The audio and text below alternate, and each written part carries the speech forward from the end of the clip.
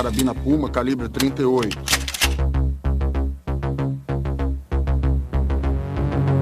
Essa é uma Glock, calibre 40. Esse era o fascínio. A arma era um instrumento dos mocinhos. É uma arma excelente. E essa é uma Taurus, calibre 40 também. Uma calibre 12 tática que é utilizada tanto com munição letal como com munição não letal. Eu entrei na polícia em 94 para 95 e eu lembro a primeira vez que vi um fuzil. Essa daqui você precisa fazer esse movimento, que é o movimento pump, de bombar. É uma arma que pode ser utilizada também de uma forma mais compacta dentro de viaturas e também pode ser utilizada pelo público feminino.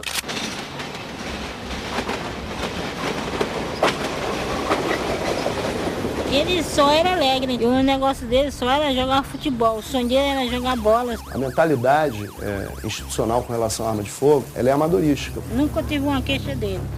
As professoras só falavam do bem dele. Mas nós temos que ir direto na ferida, eu já falei sobre isso. Nós temos que colocar a prefeitura na justiça. A munição calibre 38 é, sem dúvida nenhuma, mais difundida.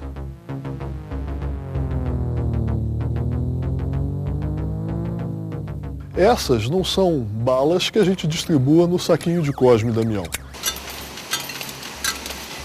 A sociedade sempre teve armas para se defender e depois isso foi ganhando sofisticação até chegarmos na arma de fogo. A relação do homem com a arma vai existir, sempre. O que vai mudar é a maneira como essa relação é feita.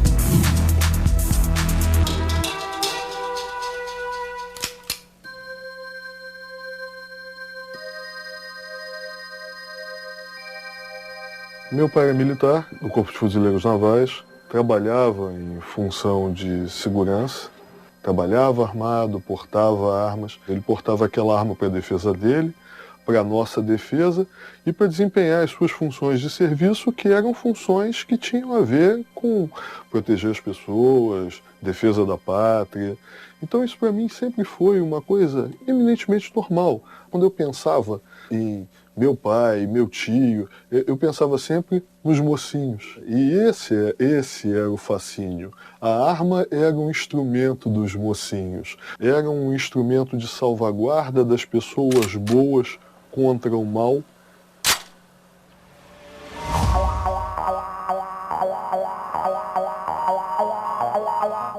Então a gente só conseguia enxergar o viés do matar o mal.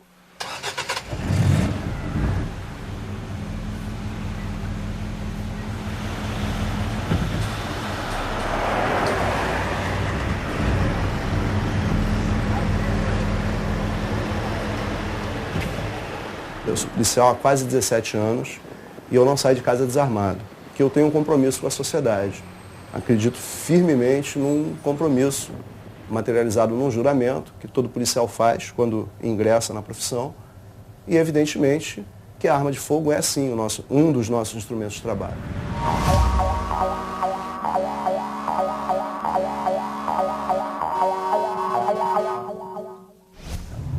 A gente tem sim no Rio de Janeiro uma corrida armamentista, isso é evidente, porque a polícia também pecou. O marginal ele viu o policial como alguém que ia prendê-lo ou alguém que ia extorquí-lo. Por uma série de fatores, a polícia muda a sua relação com a criminalidade do tráfico de drogas. Ela começa a partir para o confronto puro e simples. A imprensa, ela mitificava isso porque a sociedade queria isso, a sociedade estava apavorada e ela queria simplesmente o extermínio sistemático da criminalidade. A marginalidade, ela se torna mais violenta à medida que ela não vê na ação policial a expectativa da prisão, mas sim a da morte, do extermínio puro e simples. A marginalidade começa a adquirir fuzis FAL, fuzis HK alemães, e aí a polícia começa também, evidentemente, a arrecadar essas armas, a prender essas armas e a disponibilizar essas armas via autorização judicial. E aí a marginalidade passa para um outro patamar. Ela começa a adquirir as granadas. Aí a polícia passa a utilizar os carros blindados. Aí a marginalidade, isso é fato público e notório, adquire minas terrestres. Eles já passam a confrontar, a tentar impedir a entrada da polícia a qualquer custo. Num quarto momento, essa marginalidade vem para o asfalto.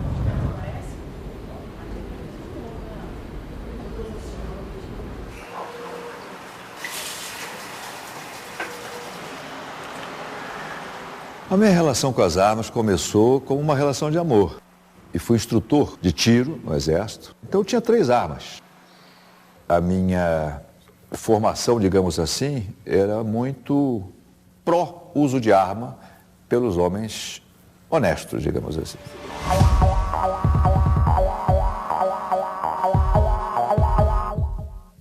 Eu era, na época, diretor do Departamento de Sociologia da PUC, do Rio de Janeiro. Criei um grupo de pesquisa com alunos para analisar o porquê que o Rio de Janeiro estava ficando cada vez mais violento.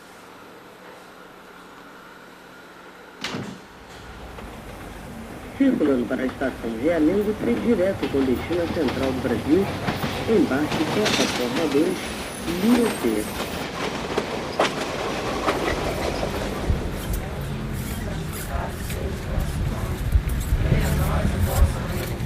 Seja feita a vossa vontade, aqui na terra como no céu. O pão nosso de cada dia nos dai hoje.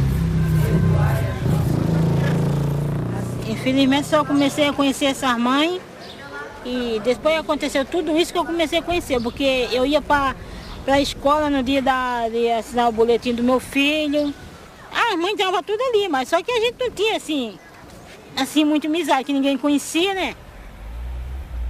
É preciso ter força para estar certo, mas é preciso coragem para admitir a dúvida ou o erro. É preciso ter força para sentir a dor de um amigo, mas é preciso coragem para sentir as próprias dores. Tudo começou com a Mara, né?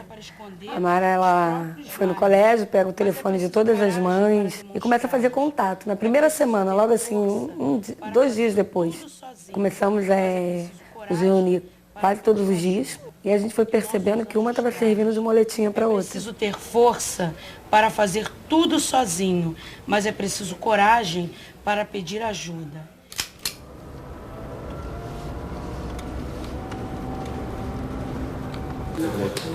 Fazer as duas na mão, tem que pôr toda ou quer botar na mão? Na mão. Vai pensar. Vai.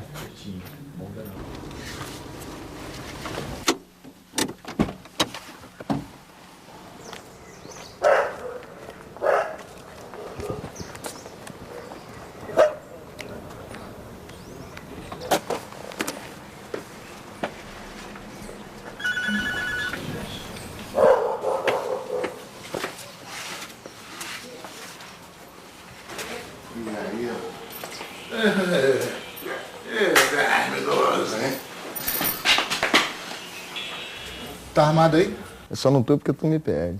Você já tinha esse medo de arma antes dos tiros ou foi depois? Cara, eu não tinha proporção do que é. Primeiro que o estalo, o barulho já me deu um medo.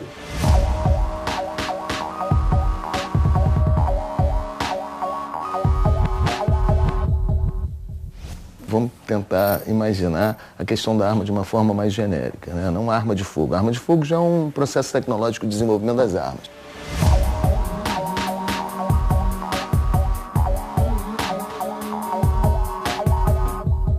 Mas a sociedade humana, a forma humana, sempre teve armas para se defender, né, de ataques de outros grupos. Então, o chamado direito à guerra, ele sempre, de uma certa forma, existiu, né, no confronto entre tribos primitivas, e depois isso foi ganhando sofisticação até chegarmos na arma de fogo. Eu acho que esse objeto ele possui uma letalidade tal, o que você chama de sofisticação, eu lamento, porque ele foi tendo um maior poder de destruição. E é esse poder de destruição que eu acho que é um absurdo a gente pensar ainda num objeto para isso. Isso tudo tem relação com um debate que é o medo que as pessoas têm da morte violenta, que é o que nos move, de uma certa forma, a sociabilidade. Então, mesmo hoje, aqueles que defendem a ideia de que as armas têm que ser totalmente proibidas, o comércio delas, acham que isso vai gerar uma maior segurança, uma maior proteção das suas vidas. Mas, ao mesmo tempo, tem as pessoas que acham que ter o direito à autodefesa portando uma arma, também elas vão estar garantidas, né, nessa maior segurança. Eu não acreditaria em nenhum objeto possível que meu dinheiro pudesse comprar ou não, que fosse tão ameaçador. Eu não quero portar nada que seja tão ameaçador ao outro. Então não é só o meu medo. Eu não quero que você sinta medo, para que você me respeite pelo medo. É uma posição filosófica. E outra coisa, eu não acredito que isso vai ser respeito de fato. Existe hoje um discurso muito forte de que temos que acabar com o comércio de armas de fogo no Brasil, né? Isso foi para um debate, teve um plebiscito, e existe toda uma defesa dessa tese de que só o Estado deve ter, só os representantes do Estado, as forças de segurança, as forças armadas devem ter acesso de armas de fogo.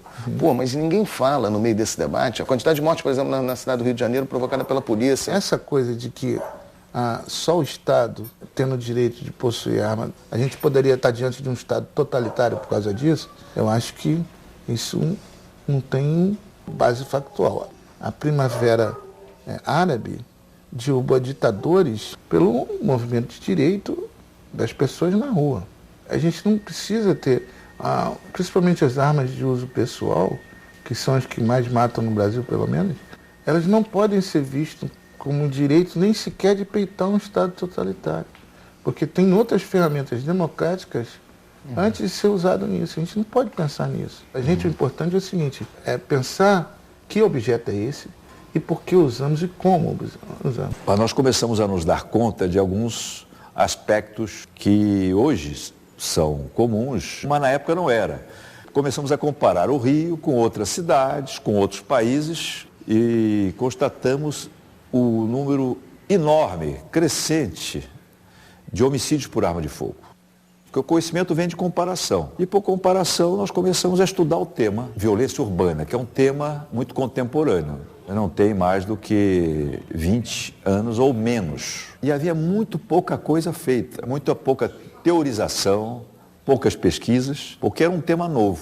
Começamos a ver que a proliferação de armas estava no centro do problema. Nós temos que levantar provas. Isso aí eu vou... Da Polícia Civil não recebendo armas no Rio. Da Polícia Federal no Rio não marretando. Isso. E não... Contabilizando a munição. Contabilizando a munição. Já não paga munição. Ainda não contabiliza. Aí começa o nosso trabalho de entender o universo das armas de fogo e as consequências, né? Desde 1980 para cá, segundo o Ministério da Saúde, foram mais de 1 milhão de homicídios no Brasil, né? Desses 1 milhão de homicídios, cerca de 630 mil foram por arma de fogo. Com a verdadeira falência do sistema de segurança pública na década de 90, a sociedade correu nessa via, cada um por si, Deus por todos, então cada um tentando se proteger com segurança privada e arma de fogo. O que aconteceu? A gente percebeu o policial, que é o policial que estava na Polícia Civil, na Polícia Militar, ele também trabalhando na outra ponta do balcão, trabalhando na segurança privada. Então esse jogo era um jogo perverso, porque quanto pior a segurança pública, maiores os lucros privados. E quem é que estava dos dois lados do balcão? Aquele mesmo policial que deveria ser o ator para fazer fomentar as melhores condições de segurança pública no Brasil.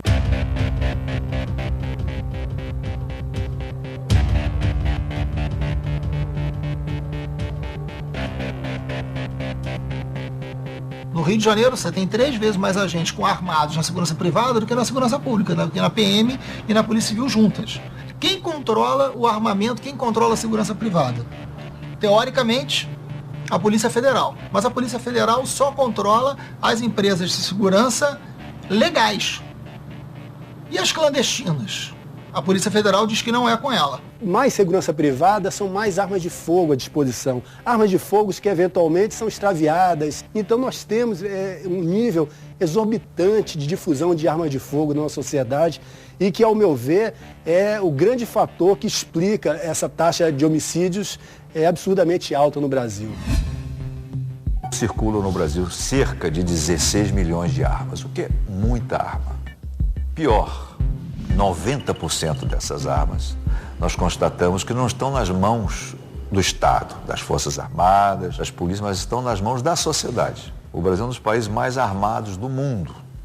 48%, praticamente a metade dessas armas nas mãos da sociedade, são armas ilegais. Armas que nunca foram registradas e que, portanto, se envolvem em crime, a polícia não tem como rastrear. O que significa que o Estado ignora quem as tem e é um dos fatores que explicam que a elucidação de crimes no Brasil não chega a 5%.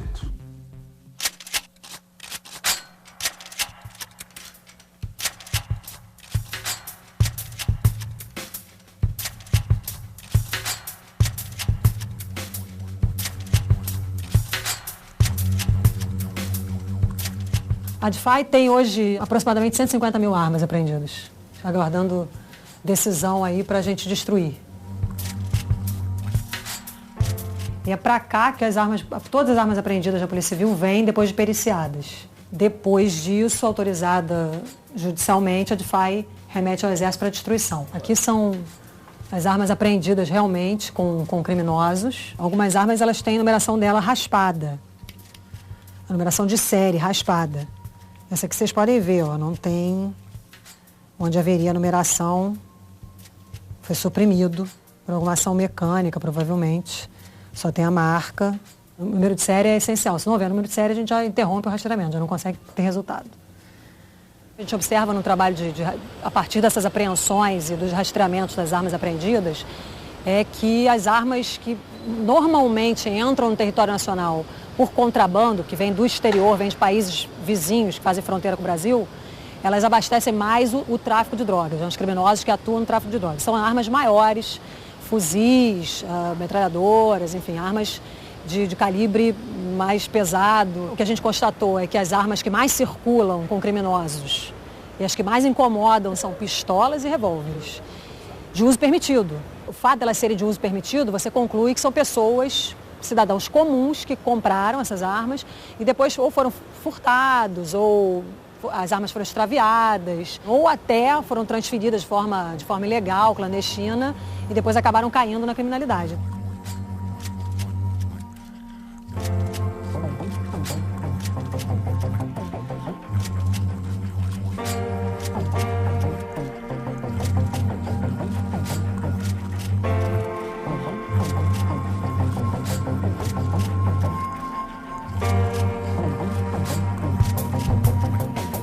Essas armas pequenas é que são usadas com mais frequência para roubos, até homicídios. Elas causam, acho que, um mal maior.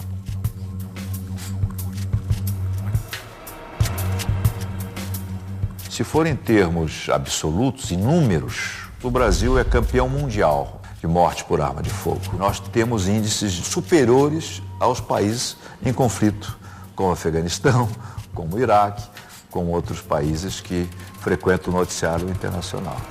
O debate das munições geralmente fica de lado nesse debate sobre armamento e é fundamental porque uma arma sem munição, ela não é uma arma de fogo. Importante saber também que 95% da munição ilegal é brasileiríssima. Não só ela municia o armamento brasileiro, como o mesmo armamento estrangeiro usa a munição brasileira.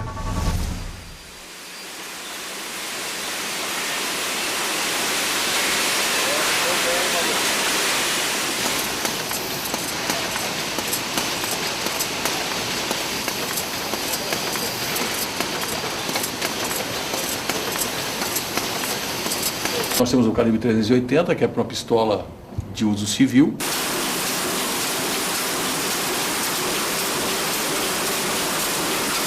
Nós temos também as calibre 38, que no caso é para revólver, mas também do uso civil.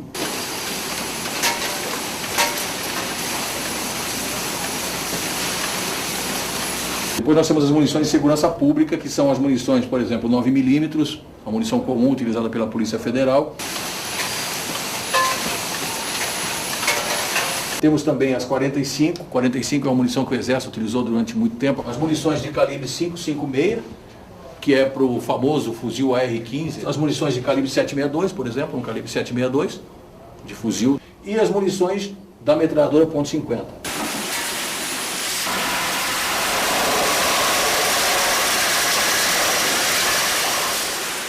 Apesar de sermos uma empresa privada, nós somos responsáveis por todas as munições utilizadas pelas nossas Forças Armadas e pela segurança pública no Brasil. Nós somos responsáveis por um faturamento de mais de R$1 bilhão, juntando a indústria de armas e munições brasileira. Recolhemos algo em torno de 150 milhões em impostos, exportamos $300 milhões mais ou menos. Agora, eu acho que mais do que a importância econômica, o segmento de armas e munições representa a segurança pública do cidadão brasileiro. Então, a indústria ela tem uma relevância muito grande para o nosso país nesse sentido. Nós entendemos que, mais do que uma fábrica de arma e uma fábrica de munição, nós somos responsáveis e entendemos que somos responsáveis por toda essa garantia da nossa individualidade e principalmente da nossa liberdade.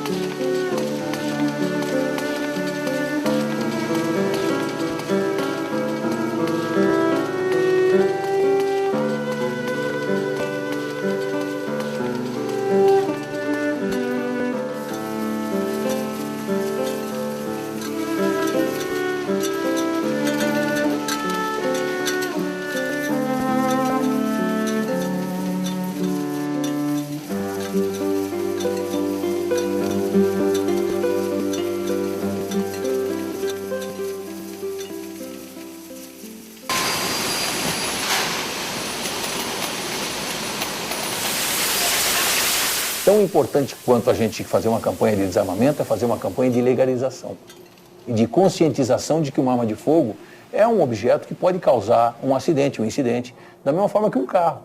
Nós entendemos que essa questão toda de munição, arma para o civil, controle de munição, controle de arma de fogo, tudo isso é importante, desde que você consiga exercer o seu direito, que é do cidadão de bem exercer a sua legítima defesa. O governo, ele disponibiliza para o cidadão brasileiro a segurança pública. No entanto, se o cidadão de bem achar que ele não está protegido, ele tem esse direito. Essa questão da legítima defesa é tão clara como a questão da escola particular. Se o pai entender que a escola pública não é eficiente para o filho, ele matricula o filho dele numa escola particular.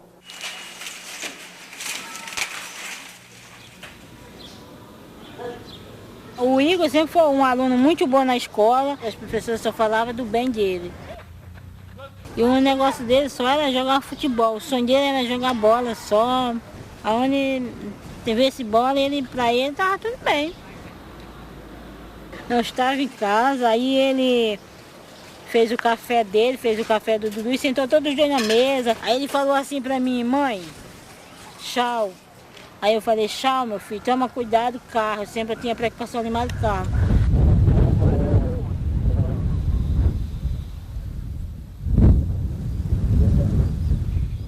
Dor de cara na janela da cozinha. Aí eu bato na porta e falo com a filha da dona Rafa, digo: Débora, a escola do meu filho tá pegando fogo. Saí correndo. Cheguei lá, procurei o Igor nada. Procurei, me agarrei com a professora lá. Professora, cadê meu filho? Cadê meu filho? Ah, mãe, eu não sei que aqui foi um homem, entrou assim, de repente ninguém sabe quem está morto nem quem está vivo.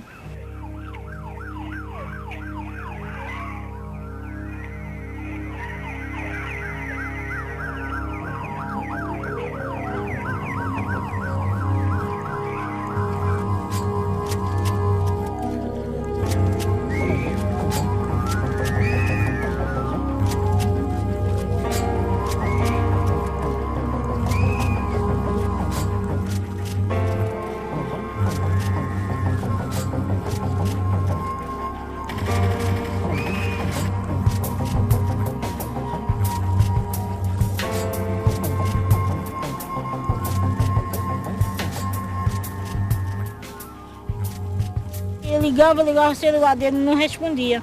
Estava dentro da mochila dele. Quando eu cheguei aí pro hospital, ele só estava esperando eu chegar lá só para dar partida, entendeu? Estava esperando escutar só a minha voz. Como é que um cara entra numa escola que nossas crianças estavam... A gente pensava que nossas crianças estavam guardadas numa escola e não estava. Entendeu?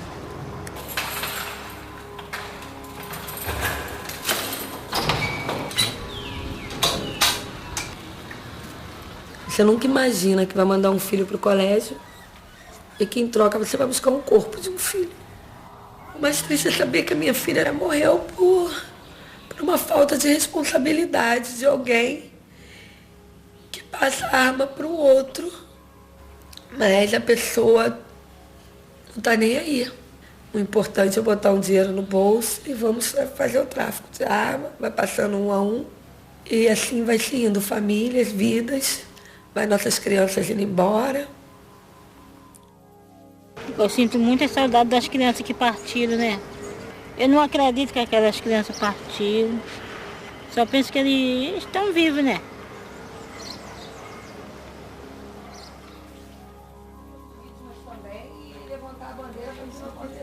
Então não é só ir assim. Todo mundo que estava ali dentro foi vítima. O nascimento da associação foi realmente pensando neles, que sobreviveram. Se levantou uma bandeira aí, a bandeira da paz. E vamos lutar por algo justo, pelo que é certo e para que algo mude. E assim nossa associação surgiu, os Anjos de Realengo. A porcaria do 32, que esse sei lá o que pegou para matar nossos filhos, ele foi roubado há 18 anos. Pois é. Há 18 anos, entendeu? Eu chego a me arrepiar. Há 18 anos essa arma foi roubada. Quem é o responsável?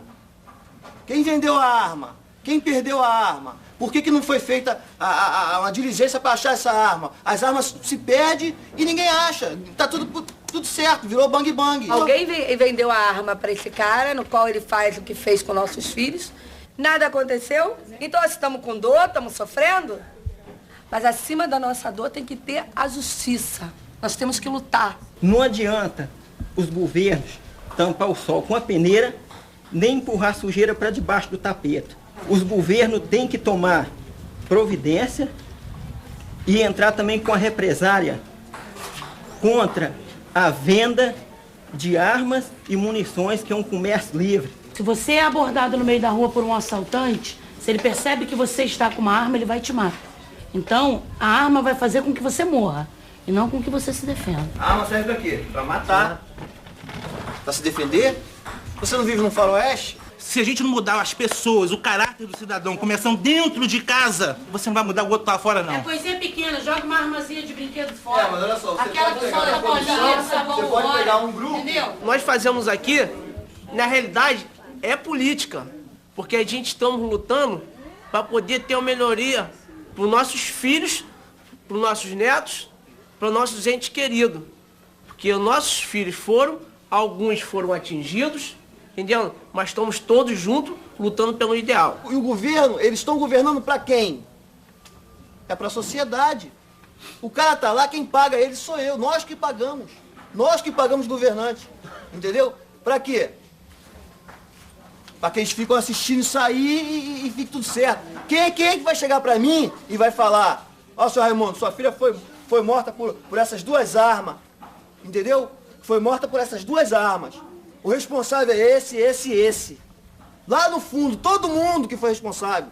Todo mundo. Os políticos que não fizeram nada, entendeu? Os polícias que não prenderam os caras, que não tiraram as armas de circulação. Quem que vai falar pra mim quem é o responsável por isso? Hoje é muito difícil para uma pessoa adquirir uma arma. Se você tentar, você não vai conseguir. E muitas pessoas que tentarem não vão conseguir porque não vou conseguir? Muito difícil. Porque você tem que provar a necessidade. Mas você diz tem legalmente. Que provar. Legalmente. Ah, não, porque eu saio aqui agora e compro arma ali no botequim. Evidentemente que a gente não resolve tudo com legislação. Se a gente não trabalhar a questão da cultura também, não vai ter lei, não vai ter proibição, não vai ter regulamentação, não vai ter nada que dê conta disso.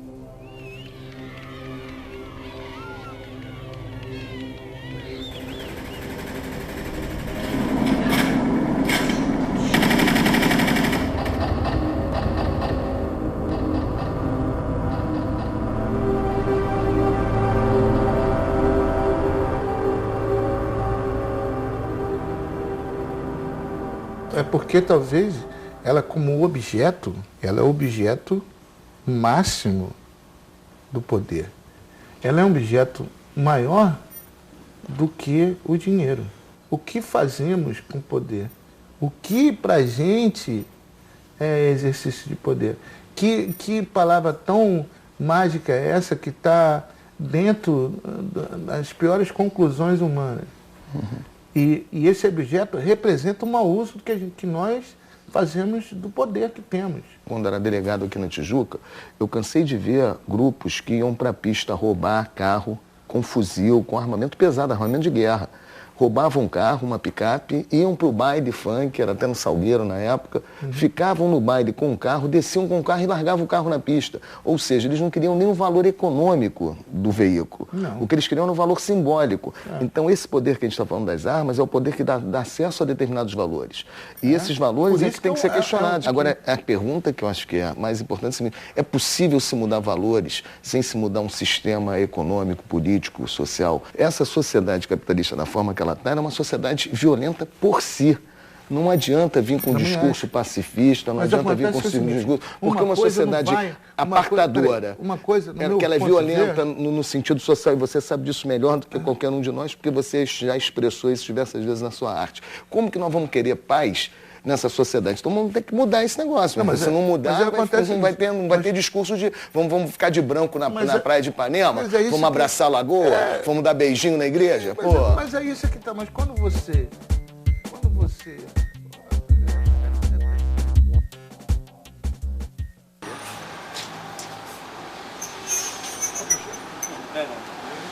Meu brother, como é que você tá, meu irmão?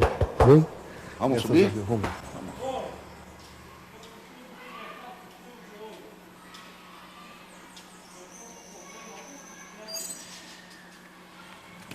Foi nesse stand aqui que eu comecei a dar aula de tiro em 93. E logo em seguida me ofereceram uma vaga aqui para ser instrutor de técnicas de segurança e para ser instrutor de técnica de tiro. A gente teve a oportunidade aqui de formar muitos agentes de segurança e profissionais de vigilância. Não sei, perdi a conta.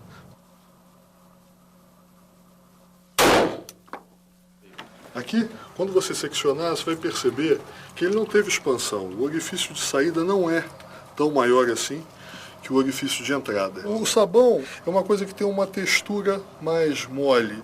Então seria algo assim que fosse o mais próximo possível, dentro daquilo que a gente poderia utilizar aqui, do tecido, de um tecido humano. Agora nós vamos fazer isso com uma munição que expande particularmente. Percebe o seguinte, olha o efeito que ela ocasionou nas barras de sabão. Muito mais choque cinético, muito mais transferência de energia dessa daqui do que daquela anterior, do que daquela primeira. Então, o que significa? Que se a gente tivesse conseguido colocar esse tiro num ponto vital, a possibilidade de incapacitar o alvo, a possibilidade de bater o elemento contra o qual nós estivéssemos disparando seria muito maior. Tá?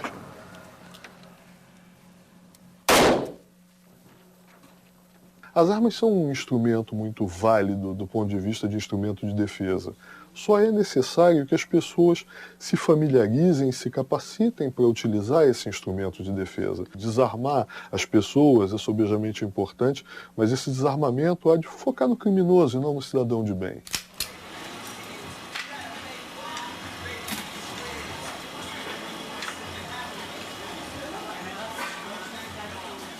O assalto ocorreu domingo, aquele horário morto, depois do jogo, 8 horas da noite, quando os jogos eram 4 horas da tarde. Tinham 2 casais almoçando, né? Um estava comendo uma muqueca, o outro tinha chegado, um gringo. E entra um cara, um moreno, forte. Eu achava que ele ia direto ao banheiro. Entendeu? E ele fez como direto ao banheiro. Aí quando eu, parei com ele, encarei ele mostrou uma automática. Aí ele puxou a pistola e falou, deita aí. Aí ele me jogou assim, me empurrou assim com a arma. Eu deitei.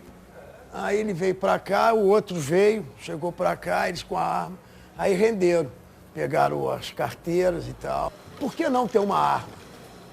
Já que eu conheço, sei manusear. Então a arma é pra isso, pô. Entendeu? Pra igualar a injustiça. Não é para o confronto direto.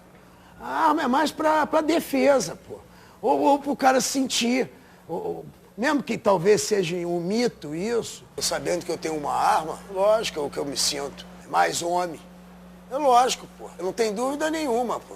Que você tu sente mais seguro. O direito à posse de arma de fogo é um direito constitucional do cidadão brasileiro. Mas a própria legislação, o Ministério da Justiça hoje inviabilizam a posse de armas, restringem cada vez mais a capacidade, por exemplo, desse cidadão treinar.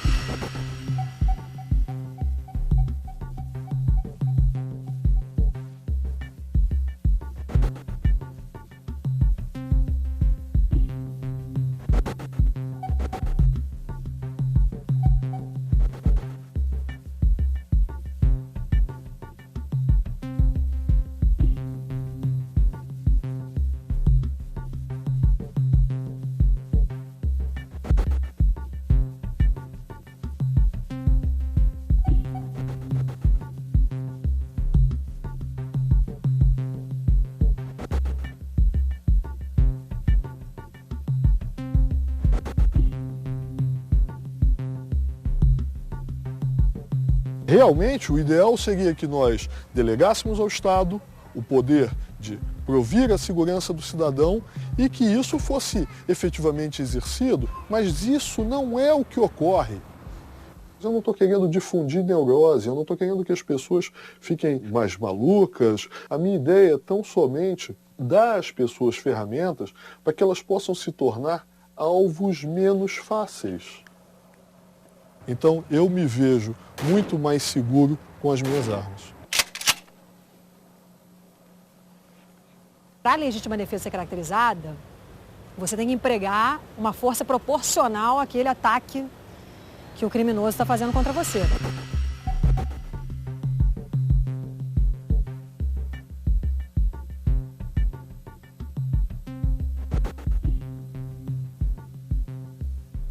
Se alguém invadir tua casa, por exemplo, pulando teu muro, e você não viu arma nenhuma ainda, o sujeito não te apontou a arma, não empregou a arma para entrar na tua casa.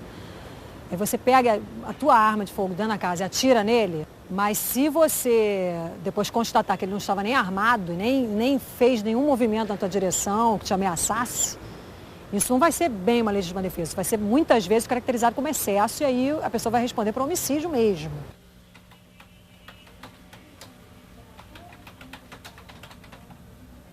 Eu respeito um cidadão que faz um curso de tiro, aprende a atirar, compra legalmente uma arma e se prepara para defender a sua família, se defender a sua residência, os seus bens. Né?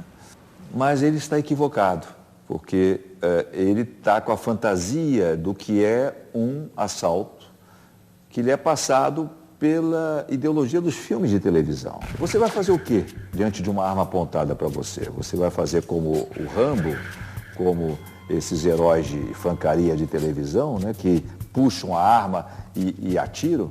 Isso é história para boi dormir. Eu não concordo que a arma sirva para defesa. A arma é para você atacar. Mesmo porque se vier alguém armado contra você e chegar primeiro, vai ser muito difícil você se defender com uma arma. As pessoas com armas de fogo na mão, elas pensam que estão se defendendo, mas no coletivo não estão piorando a situação dela mesmo via sofrer um crime. Uma das maiores fontes que abastece a criminalidade de armas são as armas que os homens de bem compram e que são roubadas pelos bandidos nos assaltos.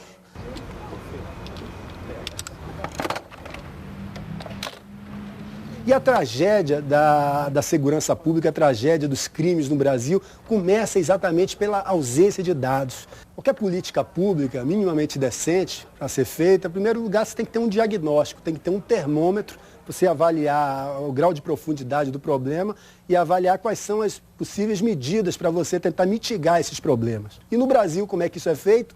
É na base do achismo, é o mundo de ilusões, né? Então, algumas autoridades criam programas fantásticos e como eles são fantásticos, são muito bons, aparentemente geniais, não precisa medir. Vamos continuar nesse caminho que parece que funciona quando a gente não tem a menor ideia se cada um desses programas que são adotados, se eles funcionam ou não aqui no Brasil.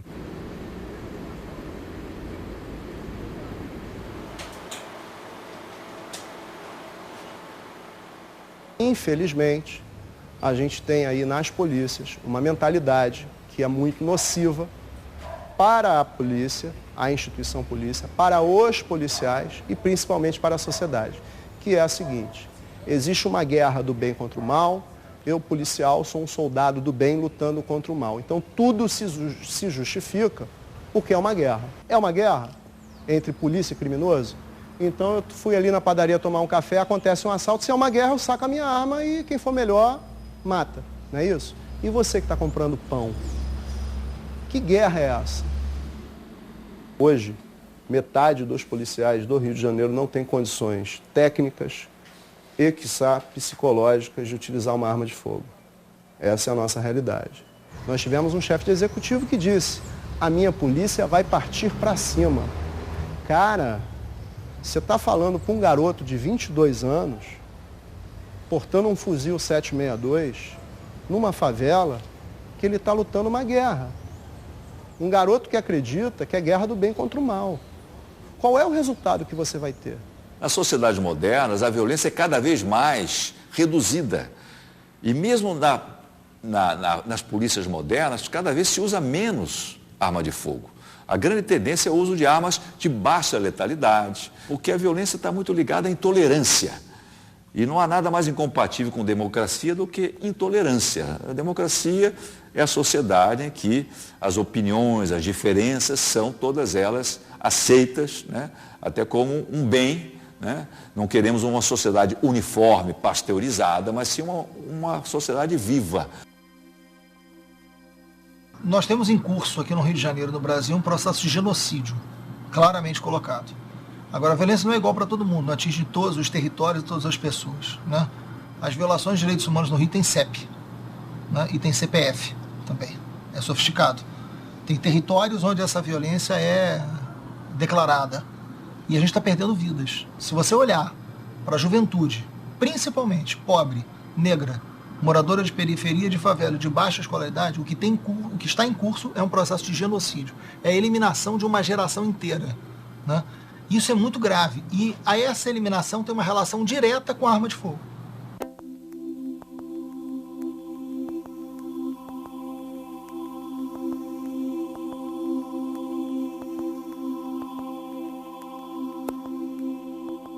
É fundamental chamar a atenção para uma luta pedagógica, da construção de um olhar.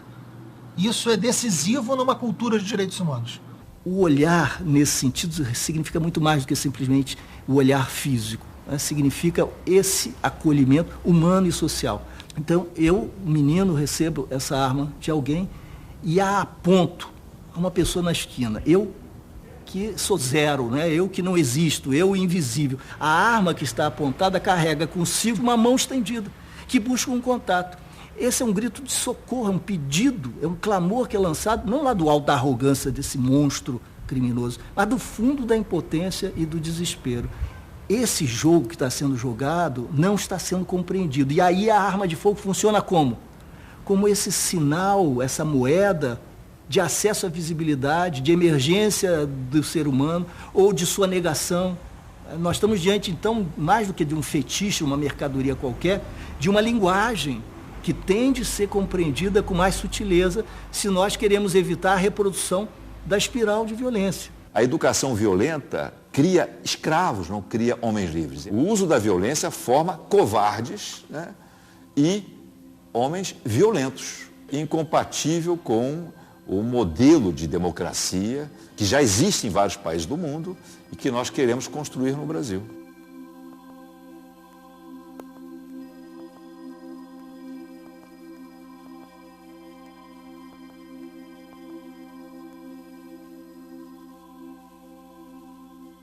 Qual é o caminho? Honestamente, eu não sei. Mas esse que está aí, não é.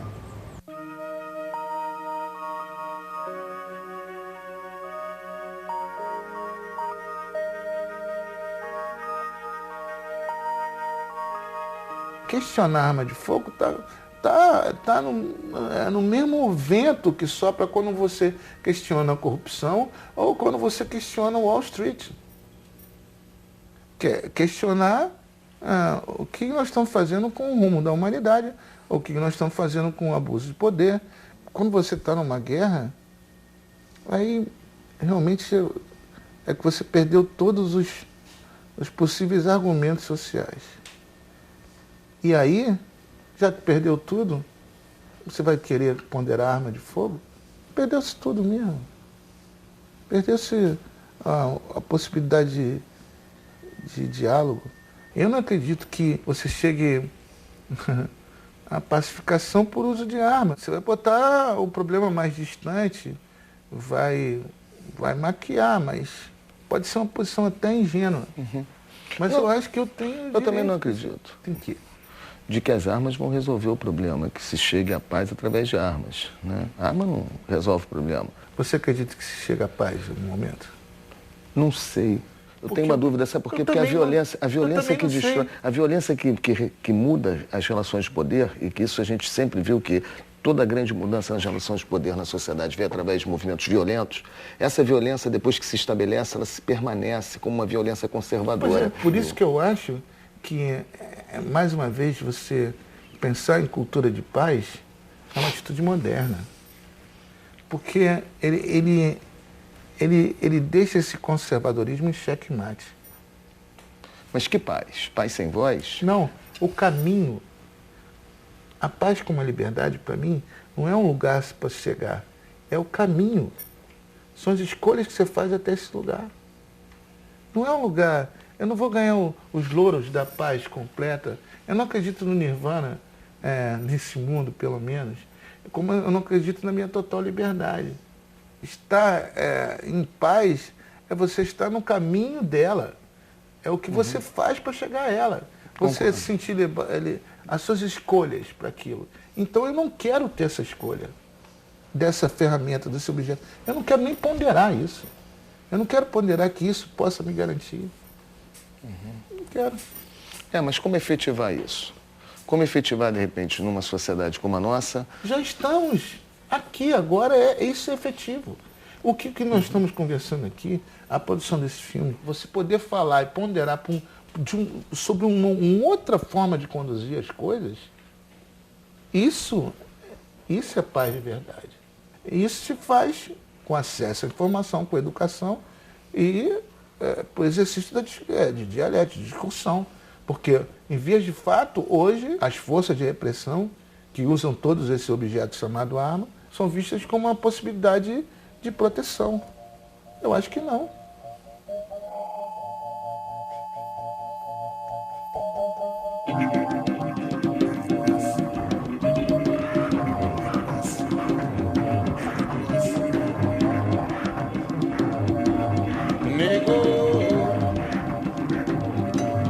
Negocie.